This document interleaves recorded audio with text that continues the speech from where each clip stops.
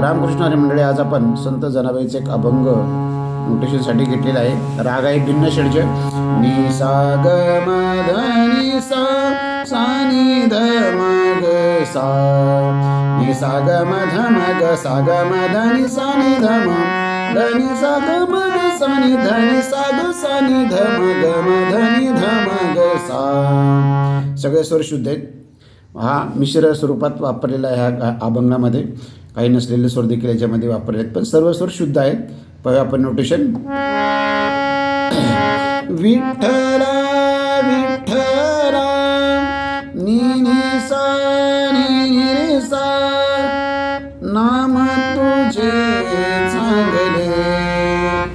नि नि सा ध म प म ग, ऐकता ग म रे सा.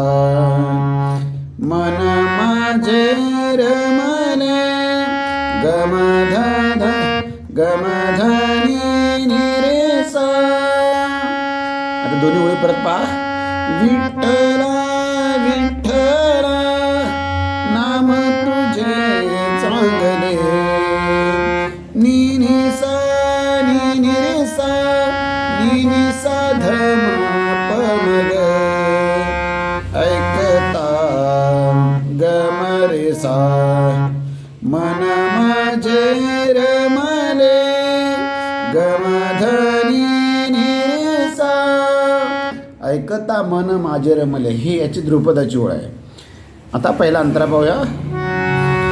तुझ्या नामाचा लागला छंद, म म म म प म ग म ध नि सा सा. राम कृष्ण हरी गोविंद, नि ध नि रे नि ध नि सा सा. पुन्हा विठ्ठला विठ्ठला नाम तुझे चांगले, ऐकता मन माझे रमले. दुसरा अंतर पाहू. तुझ्या नामाची लागली आस, म म म म प म ग म ध नि सा सा. तुझ्या नामाची लागली आस, जन्म जन्मी तुझा दास. नि ध नि रे नि ध नि सा सा. पुन्हा विठ्ठला विठ्ठला नाम तुझे चांगले, ऐकता मन माझे रमले. शेवटचा अंतर पहा. माता ठेवी चरणावरी, म म म प म ग म म ध नि सा सा.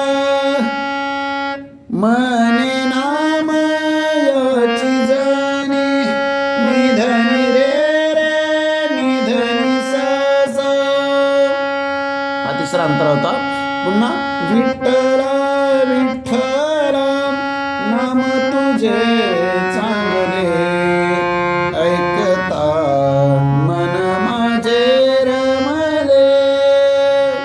ऐकता मन माझे रमले, हे ध्रुपदाची ओळ आहे. प्रत्येक अंतरानंतर 3 वेळा म्हणायचे आहे. सर्वांनी जरूर प्रयत्न करा. राग आहे भिन्न षड्ज. धन्यवाद.